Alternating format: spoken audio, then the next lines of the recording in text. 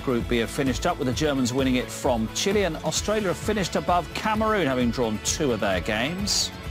So we're down to 4 this week in the semi-finals, both of them live with us here on ITV. Portugal against Chile on Wednesday with coverage from 6:30, and Germany against Mexico, coverage from 6:30 again the following night on Thursday.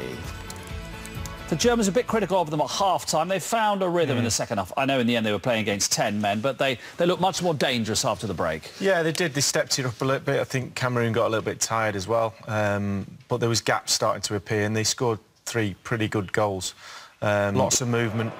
Just look at Demirbay, just in the space between the lines. We always try and look for players in this area. The Cameroon players don't know he's there. Now all of a sudden Draxler goes into the same space. He swapped positions, and between them they carve out space on the edge of the box, and this is an absolute perfect strike with his weaker foot. Just watch the technique as he puts the ball ahead of him, and then just head down, strikes it, goalkeeper absolutely no chance. And the second goal, this is so simple. Ball out to Kimmich. Werner's just in the middle, ball comes in, takes it brilliantly well, but just look at the space he's got. This is simple football. One ball, pass into the middle.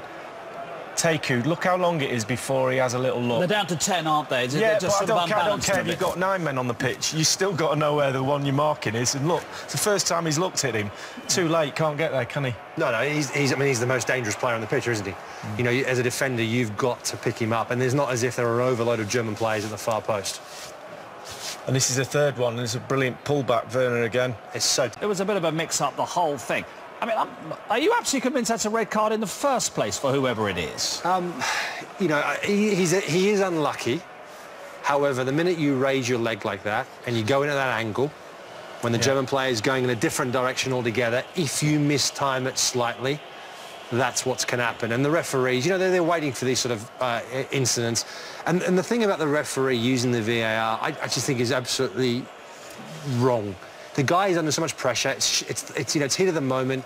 Then he has to go off the pitch, check it. He still gets the decision wrong. He sent off Siani, number 15, where we can all see it was number 2, Aboubakar. Yeah, and then there's all this complaining going on, and then he realises he must have made a mistake and goes back and checks it again. So it's clearly a job for people upstairs to make that decision, let the referee know in his ear, and then the referee can then hand out the cards and do the discipline how he sees fit. I don't even think it's a red card. But anyway, that's beside the point. Well, not your day, it wasn't. No, I mean, your day, no, I can see why I didn't think it was a red, but Mark, it's not like he imprinted his studs on his thigh and left it there. It's a bit of a glancing blow, only because the German got there quicker than he did. That's right. It's just the timing, isn't it? I mean, it's completely mistimed, and it is dangerous. It's reckless.